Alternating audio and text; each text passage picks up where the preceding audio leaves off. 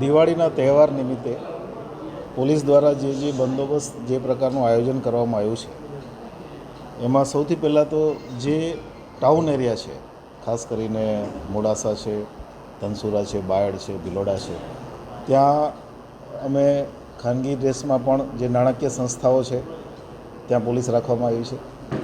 પોલીસનું સતત પેટ્રોલિંગ રૂટમાં પણ એ લેવામાં આવ્યું છે.